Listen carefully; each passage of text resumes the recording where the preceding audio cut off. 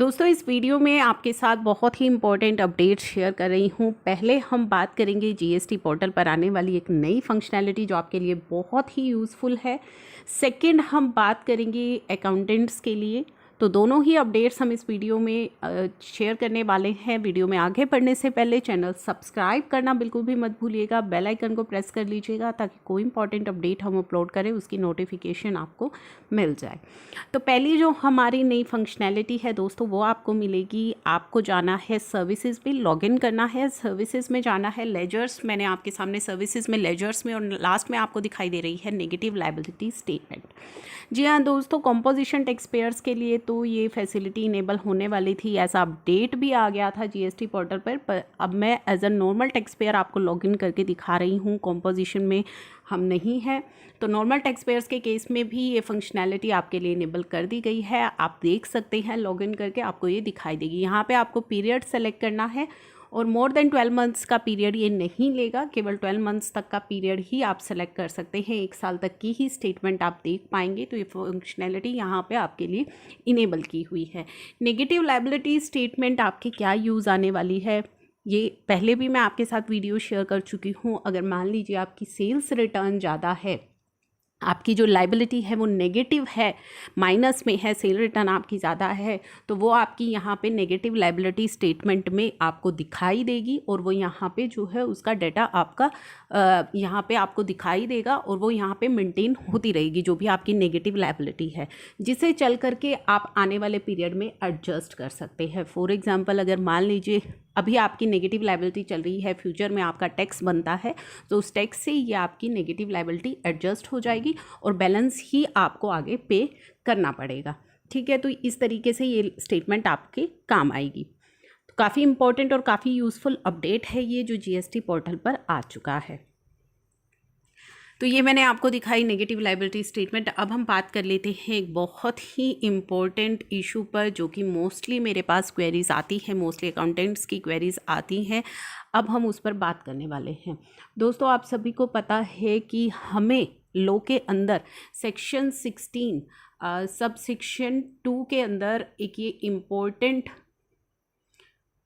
Close दिया गया है जिसमें कि बोला गया है कि आप अगर 180 डेज़ के अंदर, इनवॉइस इशू के 180 डेज़ के अंदर एज अ रिसिपिएंट अगर आप अपने सप्लायर की पेमेंट नहीं करते हैं तो आपको अपना आईटीसी रिवर्स करना पड़ेगा विद इंटरेस्ट। ठीक है, इसको लेकर के काफ़ी ज़्यादा जो है परेशानियां हो गई हैं कि ये जो रिवर्सल है, मान लीजिए मैंने अभी रिसेंटली एक वीडियो अपलोड करी थी, एक अपडेट अपलोड किया था जिसमें आपको बताया था कि अगर सप्लायर कोई डिफ़ॉल्ट कर देता है तो क्या बायर को अपना आईटीसी रिवर्स करना होगा। तो उस इशू पर मैंने एक वीडियो अपलोड करी थी, अभी तक आपने नहीं देखी है तो वीडियो अपलोड कर लीजिए। अब सेकंड यहाँ पे जो पॉइंट आता है वो आता है कि क्या अगर बायर डिफ़ॉल्ट करे, बायर सप्लायर को पेमेंट ना करे तो ऐसे केस में क्या होगा। तो ऐसे केस में हमारा लॉ कहता है कि अगर इनवॉइस इशू करने के 180 डेज़ के अंदर बायर पेमेंट नहीं करता है सप्लायर को, तो ऐसे केस में बायर को अपना आईटीसी रिवर्स करना होगा और विद इंटरेस्ट उसे रिवर्स करना होगा। ठीक है, विद इंटरेस्ट वो उसे रिवर्स करेगा और वो दोबारा से उस आईटीसी को क्लेम कर सकता है जो वो पेमेंट कर देगा। मान लीजिए आपने पेमेंट नहीं करी, 180 डेज़ क्रॉस हो गए, तो आप आईटीसी रिवर्स करेंगे विद इंटरेस्ट 18% आप उसको रिवर्स करेंगे जो भी आईटीसी आपने क्लेम किया है, और जब आप अपने सप्लायर को पेमेंट कर देंगे तो दोबारा से आप उस आईटीसी को क्लेम कर सकते हैं। यहाँ तक तो आप सभी को पता है। अब मेन इशू यहाँ पे आता है कि ये जो 180 डेज़ का पीरियड यहाँ पे दिया गया है, क्या ये मैंडेटरी है, यानी कि इतने पीरियड में ही हमें पेमेंट करनी ही पड़ेगी जैसा कि लॉ के अंदर कहा गया है। तो यहाँ पे कुछ एक्सेप्शंस की हम बात करेंगे दोस्तों। कौन से एक्सेप्शंस की हम यहाँ पे बात करने वाले हैं। फर्स्ट, मान लीजिए अगर आप पार्शियल पेमेंट कर देते हैं सप्लायर को, यानी कि हाफ पेमेंट कर देते हैं या कुछ पेमेंट आप कर देते हैं, तो क्या आपको पूरा का पूरा आईटीसी रिवर्स करना पड़ेगा या पार्शियली आपको रिवर्स करना पड़ेगा। हाफ आपने पेमेंट कर दी तो जो पेमेंट आपकी पेंडिंग है केवल उसी से रिलेटेड ही आईटीसी आपको रिवर्स करना पड़ेगा। ये आपको ध्यान में रखना है। जो पेमेंट आप कर चुके हैं, हाफ़ कर चुके हैं, तो हाफ़ ही आपको रिवर्स करना पड़ेगा। तो वो चीज़ भी आपको यहाँ पे देख करके चलनी है। सेकेंड इम्पॉर्टेंट चीज़ आ जाती है फाइनेंशियल ट्रांजेक्शन्स के केस में। फॉर एग्ज़ाम्पल मान लीजिए मैं उसका बायर भी हूँ, सप्लायर भी हूँ। फॉर एग्ज़ाम्पल मैंने उससे 100 रुपये का आइटम परचेज़ किया।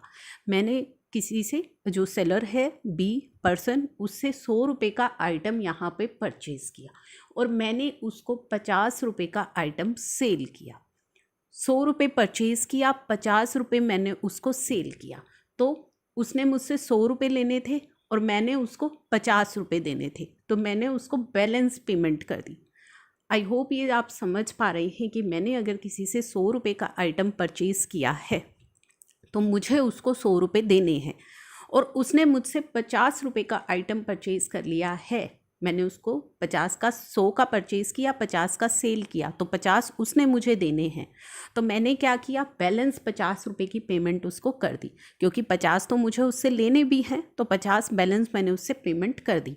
तो क्या ऐसे केस में भी मुझे आईटीसी रिवर्स करना पड़ेगा? तो जी नहीं, ऐसे केस में आपको आईटीसी रिवर्स करने की आवश्यकता नहीं है, क्योंकि यहाँ पे हमने सेट ऑफ कर लिया। यहाँ पे हमारी जो ट्रांजैक्शन हुई उसको हमने सेट ऑफ करके बैलेंस की पेमेंट कर दी। तो ये कुछ चीज़ें हैं जहाँ पे हमने ध्यान रखनी है कि 180 डेज़ अप्लाई कहाँ पर नहीं होगा। तो इस तरह के इश्यूज आते रहते हैं। थर्ड इम्पॉर्टेंट पॉइंट आ जाता है कि मान लीजिए सेलर का कोई खर्चा मैंने किया है एज अ बायर। अगर मैंने कोई सेलर का खर्चा किया है जो कि सेलर को करना था, मैंने कर दिया, तो इस तरीके के केसेस को यहाँ पे एक्सक्लूड रखा गया है।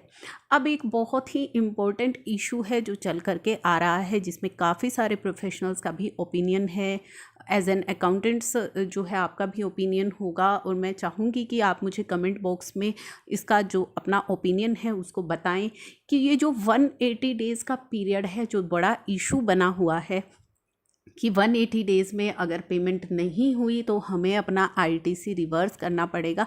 अब यहाँ पे जो एक इम्पॉर्टेंट पॉइंट आता है दोस्तों, वो ये आता है कि मान लीजिए अगर हमने क्रेडिट पीरियड ही अपने बायर को जो है 180 डेज़ से ज़्यादा का दिया हुआ है, फॉर एग्ज़ाम्पल हमने उसको 200 डेज़ का दिया हुआ है या 1 ईयर का दिया हुआ है, अगर हमने खुद से ही उसको क्रेडिट पीरियड ज़्यादा दिया हुआ है, तो क्या ये 180 डेज़ की जो कंडीशन है ये उस केस में लागू होगी या नहीं होगी? जहाँ पे काफ़ी सारा जो मोस्टली मानना है वो ये है कि ये 180 डेज़ वाली कंडीशन उस केस में एप्लीकेबल नहीं होगी, जहाँ पे खुद से ही जो एक कॉन्ट्रैक्ट है जिसमें कि 180 डेज़ से ज़्यादा का पीरियड सामने वाली पार्टी को क्रेडिट पीरियड हमने दे दिया है।